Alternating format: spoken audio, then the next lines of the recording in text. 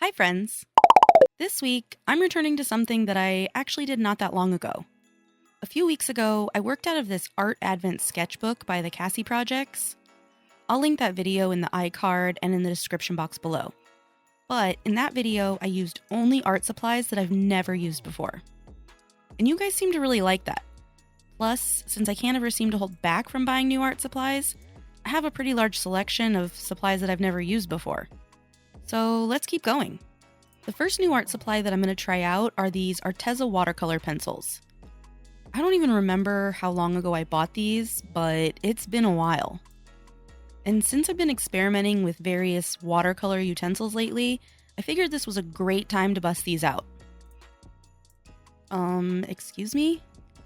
This is denim blue? Are you sure? Alright, so after a bit of a color puzzle session, I finally figured out what color this is supposed to be. Thank you, process of elimination.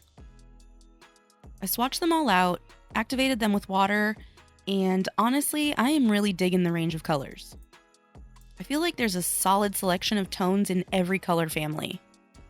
But the pencil doesn't completely break down like you might hope, so there's still some lines underneath. Let's just see how they turn out when I try them on a full drawing. So this page says, create a cozy blanket. Snuggle up with a hot drink and create a blanket on this page. Well, I'm already 100% on board with that idea. I actually knew immediately what I wanted to do for this page. I'm going to draw an actual blanket that I own, one that was crocheted for me by my best friend. It's like my soul in blanket form. Seriously, this thing is pure magic. She chose each row specifically for me. There's succulents because those are the only actual plants that I don't kill, and I have a ton of them because I figured out that you could turn one leaf into an entirely new plant, and I just couldn't stop. There's sharks because they're my favorite animal. There's donuts and ice cream because sweets are my favorite things to paint and draw. And if you've watched any of my past videos, this should not come as a surprise. There's llamas because my best friend and I have this running joke about not being able to tell the difference between llamas and alpacas. And obviously there's rainbows because I love rainbow. Plus, the whole thing is rainbow pastel. This is my favorite gift that I've ever been given. So as soon as I saw the prompt on my first flip through this book, I knew that's what I was going to draw. Armed with the teeny tiny bit that I've learned about watercolor crayons and whatever these things are, I decided that I needed to work in layers. Layering is my best friend. Well, after the blanket maker anyway. So for the first layer, I went in with a lighter color than I wanted. I just wanted to get a good base layer down that I could build on. Then I activated and blended out each color separately, jumping around like a hyperactive kangaroo so that I didn't have two wet sections next to each other. I wasn't drowning the page in water, but I didn't want to risk the colors bleeding into each other. Then, once those sections dried, I could come back and do the section next to it. Once everything was dry, it's looking really light, which, I planned for, but still. Are you even there? It's like the ghost of blankets past. So I went back over each section with the same colors, but added in darker shades around the edges to give it a little bit of depth. Then I activated everything again. And this whole thing is looking cute, but it's not exactly what I envisioned. I think the drawing itself might just be a little too cramped, and honestly, it's not very watercolory. I think I should have used a different medium for this idea, and a different idea for this medium. I had originally planned on a third layer, one that I wouldn't activate to get some really sharp details, but these pencils do not hold a point at all. They just crumble immediately into little watercolor confetti, so that idea went right out the window. Instead, I'm just going to embrace the cartooniness and use a fine liner to add in the outline of the blanket and the face on the sharks. Then, because it just needed a little something more, I added in the holes that are in each granny square on the blanket. In the end, I do really like how this page turned out. I mean, not as much as the blanket itself, because that is a masterpiece, but the page is definitely bright and pretty. And I'm not giving up on these watercolor pencils just yet. I'm going to try them again on a different project that maybe doesn't involve such small details. The next new art supply that I'm going to try are these oil pastels from Grabby. I got these in Grabby's art advent calendar, and I'm kind of nervous to try them because I haven't used oil pastels since I was a kid. They just seem really messy, and the idea of having something that doesn't dry down, knowing my clumsy self, I don't think this is gonna go well. I did watch a YouTube video with some tips for beginners because I'm really out of my comfort zone here. And I'm using multimedia paper because that's what she suggested, and I'm just gonna swatch all of these out. It's so messy already. So I've seen short videos where people use tissue paper to blend, but of course I can't find any right now. The girl who never throws anything away doesn't have tissue paper? Ridiculous. But the woman who made the video suggested paper towels, so I'm going to try that. It seems like it's mostly just pulling up a lot of the pastel and like 50% of the color with it. Great, more ghost art. Also, after blending, it feels sort of dry, like I can feel the paper underneath the color. So I'm not worried about it transferring, but it's really faded and you can see the white paper underneath. I know that that's not what oil pastels are supposed to look like. The girl in the video said that her favorite way to blend was a blending stump, so I'm going to try that. It honestly feels like I'm just scratching the pastel off the paper. Where is the blending magic? In the video, she mentioned that baby oil is a thing that you can use, but it never dries down, and I am not about to create perpetually wet art. So that's a hard pass.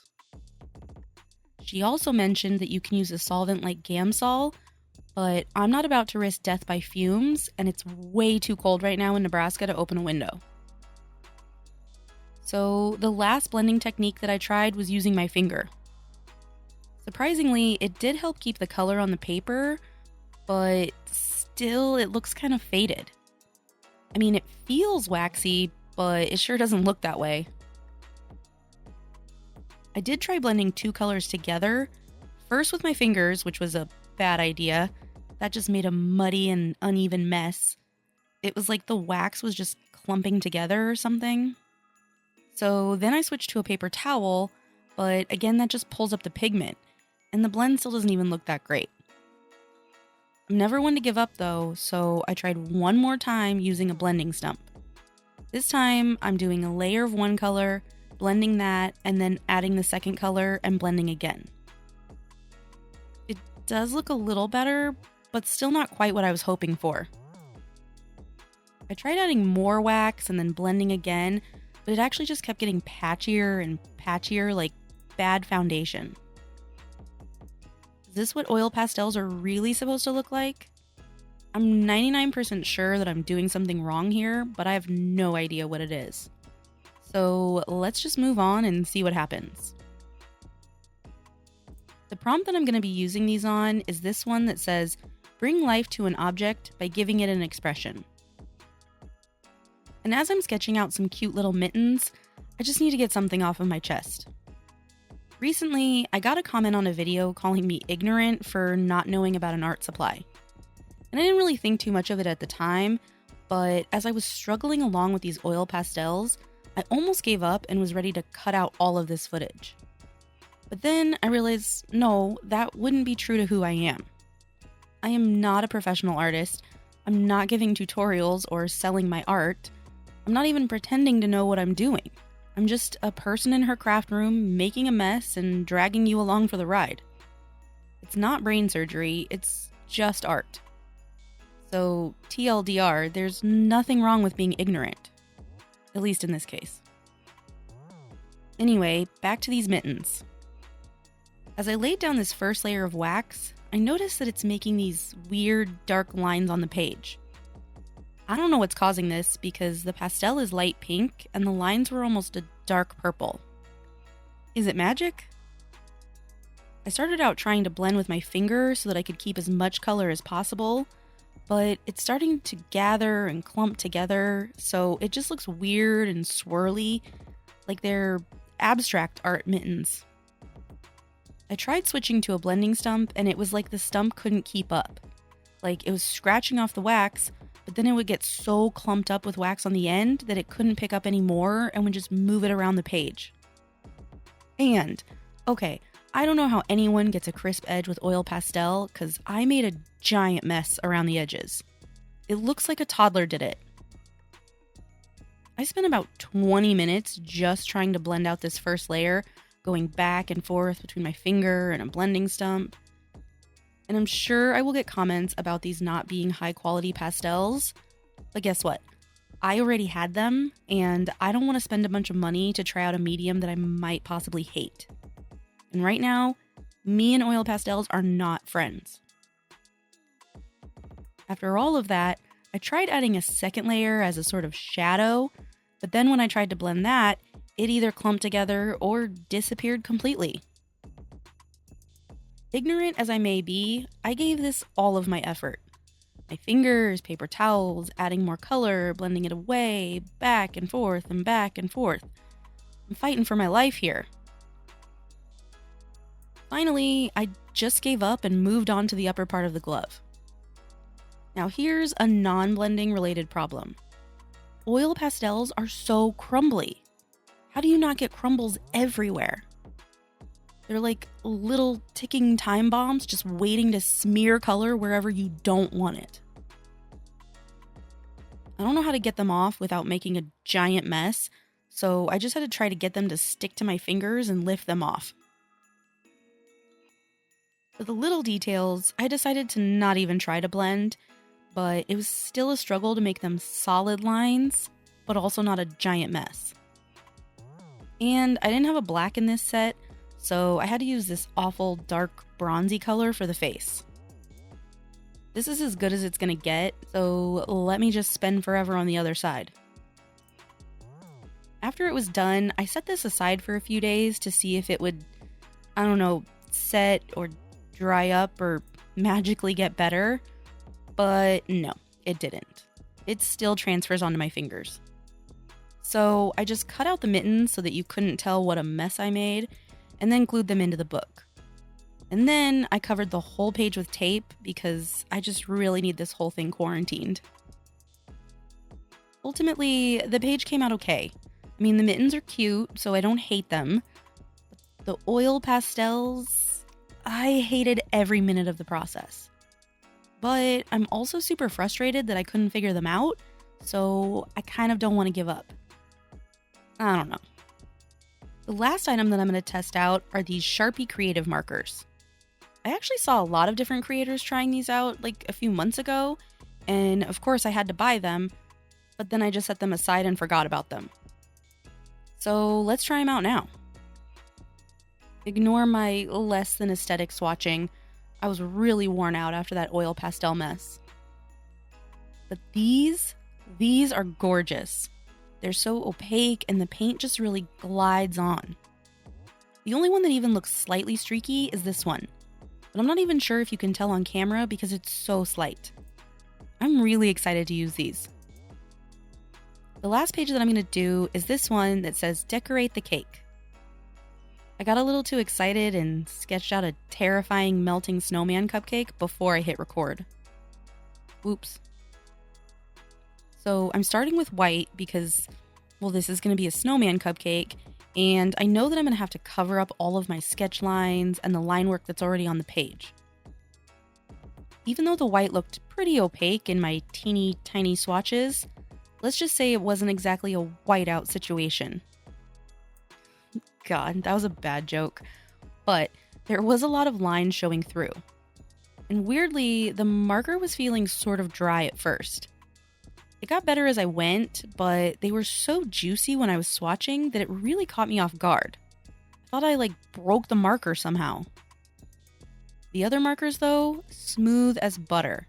Seriously, they felt so nice, but once I started filling in larger areas, they did get a little bit streaky. No worries though, I just went over them with a second or third coat in some spots. As for the white, I'm not gonna lie, I ended up doing about 6 coats. Then at that point, I just gave up and figured, good enough. Since there are only 12 colors, I figured I'd try to use them all. But that meant that the cupcake liner turned out a little darker than I would normally go for, but hey, it's fine. And I did have to get a little creative for the extra details and shading. But that's my favorite part of any piece. I just love how it adds that extra little oomph, you know? Like it goes from to wow with just a few extra touches. For the background, I wanted it to be colorful, but not steal the spotlight from the cupcake. So I went for a rainbow of dots. It kind of looks like rainbow snow. And honestly, this is one of my favorite backgrounds that I've ever done. It's fun and whimsical, and it really just ties everything together.